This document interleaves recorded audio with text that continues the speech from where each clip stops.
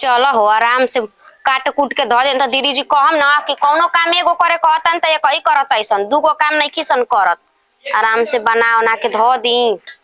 तब कुछ होई। अरे माई माई ए दीदी जी मसाला लिए नी हां कतना बड़ बड़ काट देले बनी दीदी जी हई सुना तनी। हां हो मसाला लिए नी हां चमकुआ बनाई के मसाला में के। अरे कोना में तो हम रखले नहीं चमकुआ हो कनेवा मसाला ढेर ना भंटा नु हटुए चमकुआ ठीक लगी ना। तो छोड़ द एती बेगर में ठीक त कट लही बाड़ू आ धोवा जे आलू आ डाला पनिया में हो डाला तनी म तनी मनी में काट गो बच गइल बाटे जीव एती करता नहीं उ कौची उ काची हटे का सब्जी मसाला वाला रखले बानी हो तोरी धनिया तन से पीस के डाल दे हम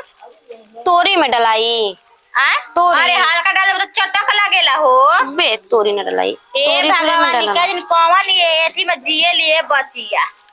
आ काहे काट तर ओई से फारा तलो असाइन छोड़ देता नी का करे ओइसे ही का डाल के एथी बना दे हबो। हां त का हो जाई एती खइले बनी कि ना प्याज पनीर ओमे देखे एको छिलका में का खाले सही रहला पनीर में नीक ना लागेला खाइम तब ना नीक लागी ओ दिनमा खियनी होई कतनी का उ त खराब लागते रहे एक दिन रवा कयो हमरा नैहर चली आ ओकरा बाद खा के देखी। अच्छा ठीक है बाटे अरे ना ये कने बात का दिन का है हमरा पनीर बा नीक ना लागत जी दीदी जी औरी बरही कते बर्थडे में गई रही ना दूगो चार गो पनीर देले रसन ओही में निमन ना बनैले हो सब कौन नीक ना बनैले हो सब खाली नाम के डलाई होई नाम के डलाई होई रवा के खियाइम कयो घबराई मत मंगा के होटल के एगो बात कही उन्हें टीकर बाबा के फोन करनी है तो फोन में नहीं क्यों था 2-3 दिन से काहे आवत ना बेटा हुआ आ बक हां हमरा से फोन कइले रहन हमरा बुझात ना कि 13 तारीखवा के फोन कइले रहन त कहत ना कि ए भौजी से हम आवत नहीं बोली अच्छा ठीक है बेटा देखा कर ये गाड़ी धइले बनी जी तब लागत कि गाड़ी घोड़ा में ना सुनाइल होई आवाज ना के बाद भौजी हम गाड़ी धर ले हम बोली अच्छा ठीक है बेटे तो 15 शायद ऊपर रहिए तारीखवा के धइले होई हम ये नु 2 दिन बाद होइले 13 तारीख फोन करे 15 तारीख के धइले होई हम हां अब आई हम कहत रहना कि भौजी आई मनवा वो उदासल जैसा लागत अटुए अब वो बेचारा पढ़त बोर न हो जाता ना बचिया कितना पढ़ाई लिखाई करस बटले बाटे अजी दीदी जी कहता नहीं छोड़ी जाए दे अब जितना पढ़े रहा उतना पढ़म जवान हो करो मन नहीं खेलागत एगो बात कह दी का हो कहनी अनु अब आवत अन बबुआ जी ना तो आपकी बार लड़की फैकी देख के उनकर बियाह शादी करा दियल जा न तो गांव टोला ये कह न दीदी जी की माई मर गइल न तो भौजिया कमैया लेवे खातिर बुढ़ावत आइसन हां ना बुढ़ावत आइसन जन्नी अब आवत न तक को हम बेटवा के जी बबुआ जी बियाह शादी रवा के करवा देता लीजा हैं एगो लड़की खूब सुंदर देखले बनी ये कनिया हां अपना नवथी हुआ के गांव में गई रही न बियाह में न बरहिया में कहत रही जाए खातिर वही गई रही न बरहिया में तो वो देखले लेके आई रहलिया खूब सुंदर लामला कार पे तब बुझत अनमत सरस्वती जी हई आ बार वो लंबा लंबा एकदम खूब सुंदर बिया लइकिया अरे के जिगर बबो खातिर जोड़ी ठीक बाटे तब तो ठीक है बेटे जी हां तब तो ठीक है बेटे के फुआ लइकिया के बिया से शादी सेट हो गई तो ना ये बच्चे बिया से सेट नहीं बाप नहीं है कहते हम कहली कि ना होई त हमर दे दिन बनी त का दिक्कत बाटे गोतनी ए दीदी जी देखी दान दहेज वाला मत खोजम दान दहेज लेके आई ना तो घमंड दिखाई हां घमंड दिखाई गरीब के बेटी हम कहली ए फुआ टेंशन मत लेकर माई के खाली इतना चेता देना कि बिया हमर भतीजी कर लीही हां अपने देवर के आ घर देखते ही बड़ी हमर कौची में कमी बाटे खाए पिए के कमी बाटे एगो गोतनी हमर छोटे बेजी मांझिल बिया तो ओकरा घर में से बहरी निकल ही ना दिही ना हम हमर सास ससुर नहीं खन तक हम एरे सब देखेला बा तो कॉलेज हुआ के अच्छा ठीक बाटे हम कह दे हम समझा दे हम माई के बेचारी बड़ी रोवत रहलिया हो कनेवा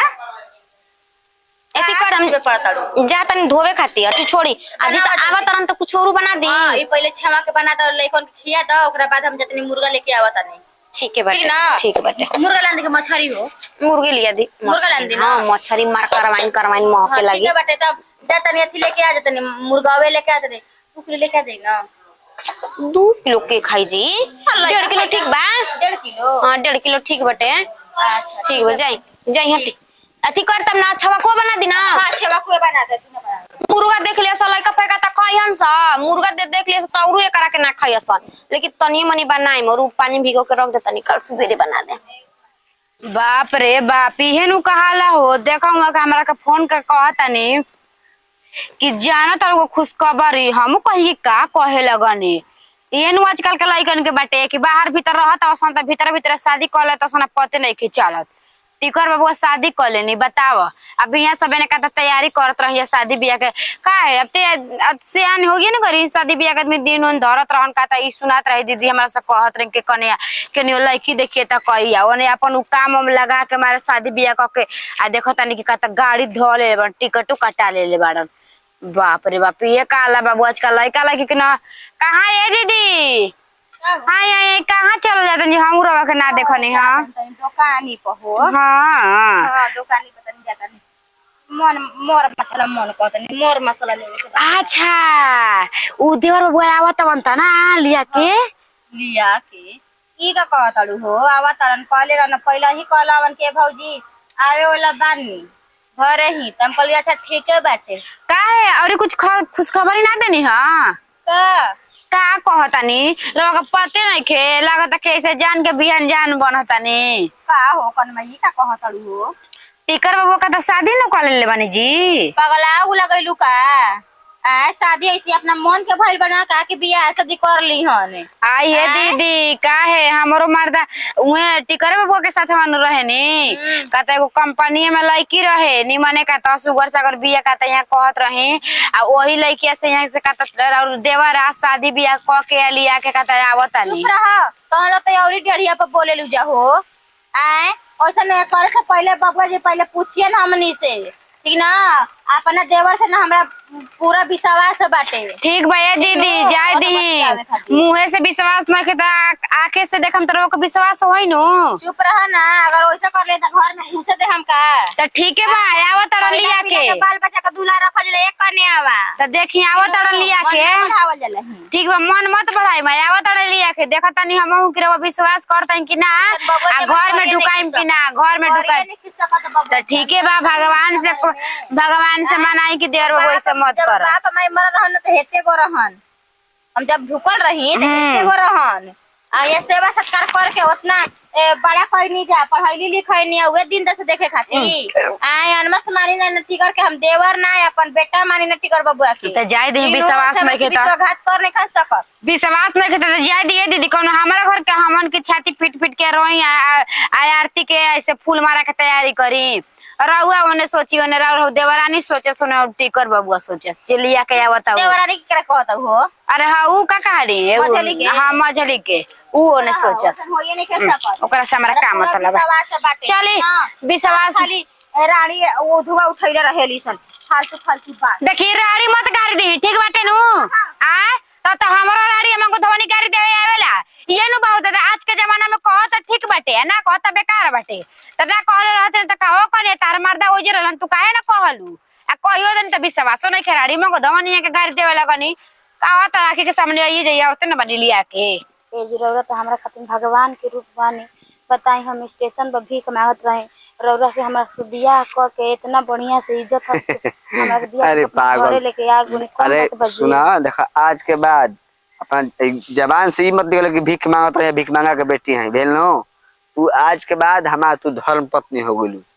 अरे इंसान कैसन की जेकरा के परोपकार ना कइलस उपकार ना कइलस भलाई ना कइलस उ इंसान कैसन हां जी ठीक कहता नहीं देखो हमरा घरे के भेले से कि जो कोटा पढ़ाई करे खातिर इंजीनियरिंग के लेकिन हमारा जान है कि तारा पर दिल आ गइल मुंह माया लाग गइल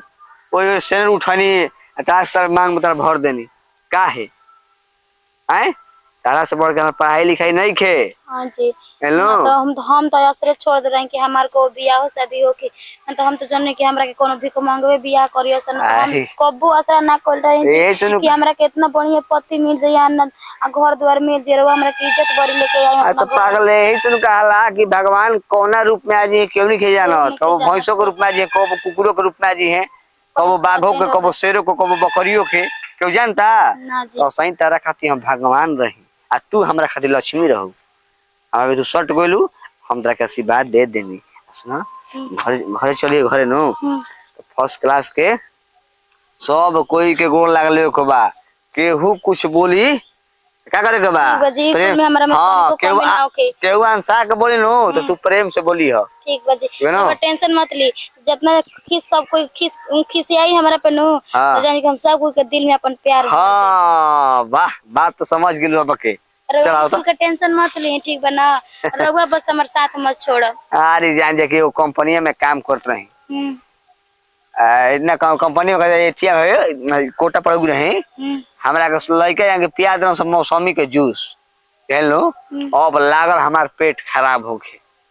भेल दवाई खोई तो ठीक भइल तो हालत खराब रहे जियती ना दर्शन ना होई ते ना जी ऐसे मुंह जिए के बात मत करी, बहुत शुभ दिन बा। तरह के लेल बनी का है रा नाक में के सुना के हो हां चली घरवा दे हम थोड़ी चला घरे दे हम मुंह दिखाई चल आराम से चलो ये दिल है किसी और का इससे चाहता कोई और है इससे चाहता कोई और है क्या हो क्या हो भौजी गोला गोला गोला तनी खुश रह कन्या खुश रह, भगवान जैसे शादी कैलू वैसे निमन निमन तार जल्दी से तब लड़का होके आ क्या हाल बा ठीक है बाटे ये है कन्या ना। हाँ हाँ हाँ हाँ बैठा ये कन्या बैठा बैठा की बड़ी बाप रे, बहुत निमन वाली टिगर बबुआ बहुत देखा था लगा था कि बतासा में से चुंटा झांकता हाँ हाँ अजी टिगर बबुआ तब तो हम न जानत रही उहाँ के फोन कइले और भैया हाँ। कि शादी बियाह नो टिकरा कॉल ले बाटे हाँ, किसे हाँ। प्यार और कॉल देता हमहु कहानी हां हाँ। यानी ठीक है करनी भौजी से कहती इधर भौजी विश्वास नहीं की मारत कहतड़ी हमार बाबूआ ऐसे कर टिकरा ऐसे कर तो ठीक है बाटे आ ये जिन विश्वास है अरे जा दाना कहे दो कहे वाला के चल तो कनी आवो आवो हाँ कहे ना मोजे तो मेघ हमारे सिनावा बटे वो कैसे अरे आवो चली चली आओ लोहावड़ा तनी परीक्षा बोलू कम से कम रहबो बहु जाई हो टोला महला के कहे ना अगर भौजी आरती होती की तैयारी कर बे हां तो हमरा तू सगरे माने माकार देले बड़ू ना हां कह देले बनी कह चलो हो तो लागत है हमरा बड़ा बढ़िया भव्य स्वागत होई तैयारी में भाई हां बिल्कुल हो बिल्कुल हो ऐसे तैयारी होला के कर और मंत्री विधायक आओ तो को चार और घर अभी शादी ना कइले रही हाँ। तबेर का शादी उदी के चाचा चलत हाँ, हाँ, हाँ। चलत रहे तबेर और ने बाजी मार गईनी अरे बाजी का मारे का भाई नसीब है रहे तो चलो हो आओ हां आई चलो चलो चल उठा ला उठा तू हो तक दम पेनाई रहेल चल भौजी दीदी दीदी आओ जा पूरी उड़ी है ने तेरे बजे दादा अरे पूरी का पहले लोढ़ा ले लोढ़ा अच्छा ये मैंने तो सब बच गई पूरी खसार मसार सब बच गई अजी अजी देव बबुआ बेटा हो बैठा बैठी जे बैठी कहां बनी जी लोड़ा के तैयारी करें जा अथरिया के फूल माला के लोढ़ा के थरिया के अरे रुकी जी रुकी ओहो शाम के जी भला के नहीं भैया दादा लौकते नहीं ए दीदी दीदी अरे पिया भइले गुलरी के फुलावा ये गोला आई गोता नहीं हो भौजी हटा अरे पिया हो भइले जी बाबू हैं वो है भौजी कहत रह तू एनु कहत रहू कि बबुआ जी जाता नहीं कोटा तो ऐसन निशाना साधम ऐसन काम करम कि नाम हो जाओ क्या करले बनी भौजी ये हमार वाइफ अरे लाज लगा कि ना लाज लगा तेरे को कैसा लाज कैसा लाज सब बेहाया बेशरम हो गई बनी रो के पढ़ा खाती बेजा रहे के बियाह शादी कर खाती बेजा रहे आ तू हो के करा घर के पाना में बैठी बाड़ू हैं ए भौजी काहे जे सब छटले बराबर रह जा का वो शहर के ए भौजी सुना ना बात पे सुन देखो भौजी दीदी जी ए, अब दीदी जी का चिल्लाए वाला लोढ़ा रहा या पड़ ए चुप रही मजा ले ये का करी है जी हां तो इतना विश्वास मारत रही ए भौजी देखो भौजी खेलवाड़ी ए का भौजी, दीदी तार लोग में तब मुंह दिखावे लायक नहीं के जामनी तार लोग नजर में भौजी खराब होई लेकिन हम जन कहले बनी बहुत बढ़िया काम करले बनी बहुत रवा के अपने कोची में कम कइले रही जा भौजी बाप सुनो। भाई बाप माई मर रहन जा त कोची में हमरा के कम कइले बा ठीक बात तू हमरा कहले बाड़ू हम जानता नहीं लेकिन भौजी देखो कि लड़की रहे स्टेशन पर भीख मांगत रहे पागल एक बार कोई रहे देर में बुआ चुल ना सुना भौजी बात ना हम खुद काले बन की कंपनी में कमात रहने पड़तो हम ना। देर बहुत फंसा ले ना ना ना भौजी बात नहीं खे हम गोनी 12 बजे रात पर स्टेशन में तो देखो रोते बिलखत ये तेरा उठा के ठिका ले बनी काम आया ना थलाई किन के दू चार को घुमाता ऐसा नहीं कर ना आश्रम भई दू चार को घुमाता बोली उम्मीद ना रहुए जवन रवा देखावा तनी हमनी के तीनों ये करे के बराबर ना तो घर से बाहर निकल जाए घर से भाग ये घर वाले के जाइबू चपड़ा से झरा मुंह है तो काहे पूरा तरीका विश्वास ना मारत रही उधर तो कहत रही हमार देवर बाबू ऐसा करियो नहीं खन तक चुपचाप रहो जंगला पे के नीम का छिड़ा खतड़ू अपना घरे जाई अरे अपना घरे जाई बेटी जन्मैले बनी तू कोनु कोनो के लेके फरार होयन से तब बुझाई कि बेटी के तरफ का होला निक लगा तरवा के ना गाटला महला हंस तरवा के निक लगी ना हां ए दीदी जी जहर मार सब खा के मर जाई हमनी मम्मी जी मर गई बनी ना तो यहां सोचता नहीं कि हमनी के इज्जत ना के बोले वाला बा के डांटे वाला बा जन्नी ये कुछ सिला देता नहीं ना भैया रौरे 1 रुपया अपन के होली में फाटल कपड़ा पहले रही रौरे कनी के फीस बबुआ के जमा करा बबुआ पढ़ के कलेक्टर बनिहन ये ठीक बा जब इतना तरबिया है करके मर रहे तो हमने मर गए रही हमने ना कइले रहती मुझे कितना सुंदर लगे देख के बनी हो हैं अरे नसीब में ये रहता का कर जाओ मत खाती बदल ले रहलू भौजी। अच्छा कहते हलू भौजी एकरा के मत कुछ बोलो छोड़ दो मत माना मत दीदी जी चुप रहो अगर रवा घर में रख दे मी लोग के तो हम ना रहम मरला चुप रहो केहू ना रखी चुप रहो चुप चला जा जहां रहे के बा हुआ जाके ए भौजी रहा, हमारा उससे मतलब नहीं है तू का करता तू तो हम ना जो चीज करते ही ना तो हम सोच समझ के करता नहीं ठीक है हम गांव समाज में हमरा इज्जत बाटे हैं अरे आप का टूटा झर ले बन ये तो दिन दिखावा तला ना हैं जवन तह लोग करे के बना ऊपर हमरा से कोनो उम्मीद मत रखी हो जाए काहे ऐसे बोलते हैं जाइए सब ठीक हो जी तू बस का धैर्य रखो चलो हम बनी नु हमरा पे तो विश्वास करो सब धीरे धीरे होला जब नया काम करबू नु तो 10 काटे छाटे वाले मिले ले ऐसा ही और नया काम कोइले बनी जा नु दूसरा के नजर में समाज के नजर में भले खराब होई लेकिन हाँ हमारा नजर में जब हम करे बनी बहुत बढ़िया काम खेले बनी समझ गेल नु चला अरे चल चल कन्या का चोन्हा कइलू कि चल चल कन्या का चोन्हा कइलू